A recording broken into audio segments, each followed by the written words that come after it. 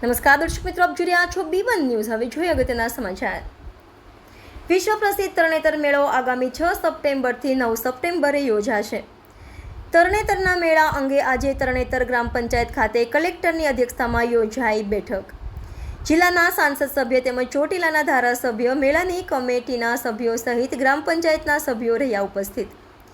તરણેતરના મેળા માટે રસ્તા, પાર્કિંગ, બસ, કાયદો અને વ્યવસ્થા સંબંધિત અધિકારીઓ સાથે સૂચન અને માર્ગદર્શન આવ્યું। તરણેતરના મેળામાં ગ્રામીણ ઓલિમ્પિક, પશુ સ્પર્ધા, સાંસ્કૃતિક કાર્યક્રમ બાબતે અધિકારીઓ સાથે ચર્ચા કરી બેઠક યોજાઈ। મંદિર પાસે આવેલ કુંડ અને તળાવ ફરતે તરવૈયા સહિતની ટીમ તૈનાત કરવાનું આયોજન।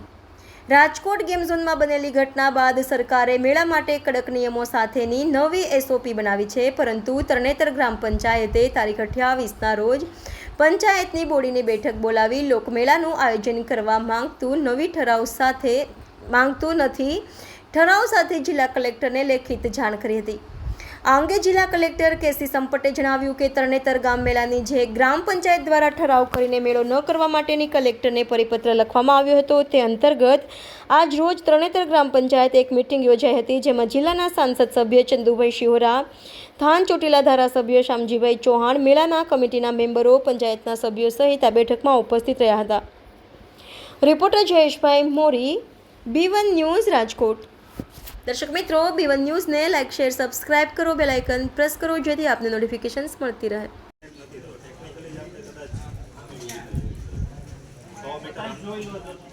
જરૂર પડે મને તમારે કહેવાનું, હું ફાટલે દે છે તમારે જ કરવાનું, હું કરી દઉં, અત્યારે કરી દઉં છે। વરસાદ ત્યારે બહુ હતો અને બીજી બાજુ રસ્તા બંધ હતા અને પોઝિશન બહુ સારી નહોતી, એટલે મેળો અમે આયોજનનું ના પાડી હતી અને હવે વાતાવરણ બધું સારું છે એટલે મેળો કરવામાં કોઈ વાંધો નથી।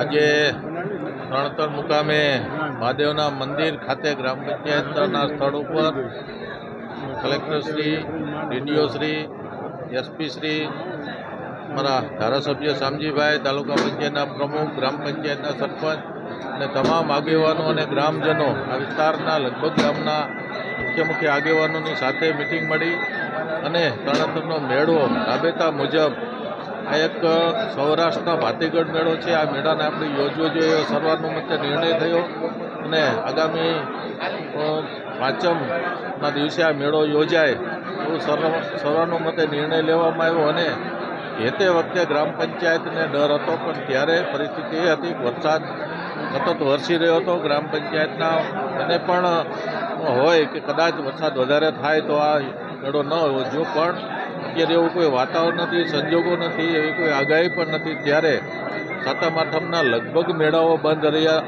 હોય વરસાદના કારણે તમામ લોકોની ઈચ્છા એવી છે કે આ મેળો તરણેતરનો આપણે યોજીએ, ત્યારે આજે આ મેળો યોજવાનો નિર્ણય બધાની વચ્ચે સર્વાનુમતે આ નિર્ણય લેવામાં આવ્યો છે।